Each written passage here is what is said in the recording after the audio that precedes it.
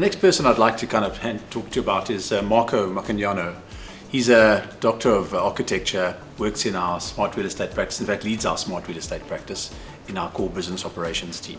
Marco, I don't think you've been busier than since this pandemic as people have had to rethink their real estate and their office space. What are some of the challenges that you've seen with clients and the shifts?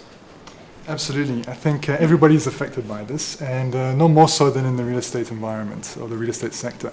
Many businesses are actually asking themselves, do we still require the same amount of space that we had before? Is our workplace still the optimum investment of money and time that it once was, given that work from home has been so disruptive to our practices?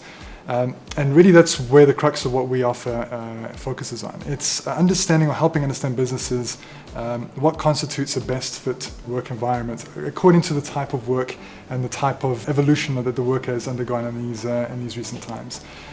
So one of the biggest issues that we're finding with our clients is to really come to terms with how much space do I actually need and what does this space need to become. It's an incredibly important question to have answered because it affects typically the bottom line beyond bar none. I think it's the second highest item on any major company's P&L as their real estate. So what we want to make sure that we're helping our clients get to grips with is how to actually attack this problem piece by piece. Because I think in the industry there's been a general knee-jerk reaction to try and answer this with bits of tech. And the real risk around that is that you can actually incur a lot of unnecessary expense and actually fragment your problem worse than ever before.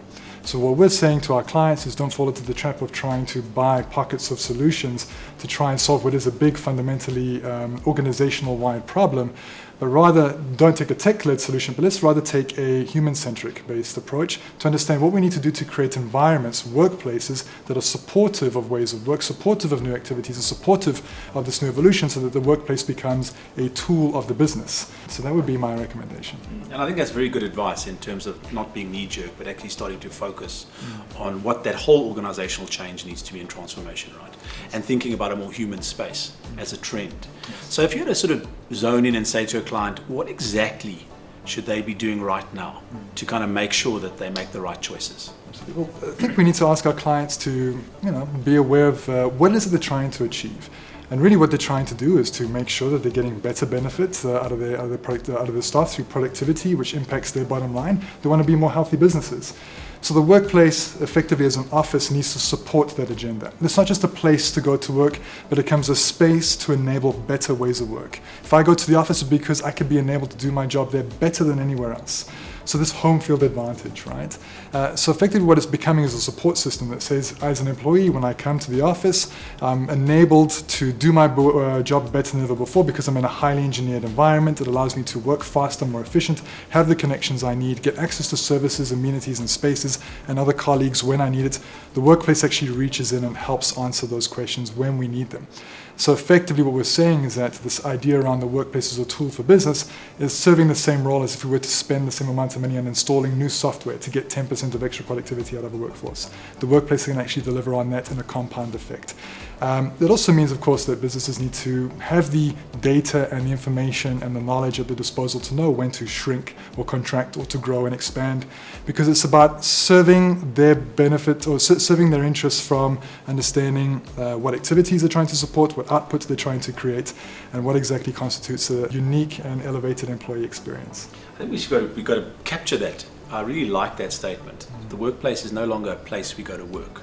I think that's really an antiquated idea, right? It is. Just because I'm at work, I'm working. That's not necessarily true. And what I'm hearing you say is actually this is a space which is designed for me to do certain things more productively. Exactly. A space designed to make me, to enable me to work better than ever before, according to the type of activity I'm trying to get. We can't force a round peg into a square hole here. Let's be factual about what kind of work we're trying to support, and then specifically engineer our environment to support that. But of course, that can only be possible if we think about our workplace as a living, breathing system, something that is connected to the way that we're working, that is capable of delivering and creating data according to workplace activities on an ongoing basis so that we can test, we can choreograph, we can fine-tune activities on a day-to-day basis so that these environments can continually improve over time. The workplace isn't just a fixed product or a space we occupy, but an enabling environment that supports us. And just as we change, so too should the workplace with the right systems approach. So just as a last thought, and since you're the real estate guy, what is the future of the office? I think the future of the office is hybrid. Certainly days of 9 to 5 within a fixed environment, I don't see them coming back ever. The future of the office is effectively going to be fine-tuned to our needs when we need them. Just like a good suit might breathe and shrink as we breathe during the day, or maybe put on a few pounds or lose a few pounds. For me, the workplace is effectively going to be an environment that can contract and shrink with our organizations as they change. It's going to be a highly tech-enabled environment that is stitched into the way we want to work. It's going to be activities-focused and outcomes-focused rather than just square meterage and time-focused. Let's make sure that this becomes an enabling environment that is fine-tuned to performance. Awesome. Thank you very much, Marco. Thank you.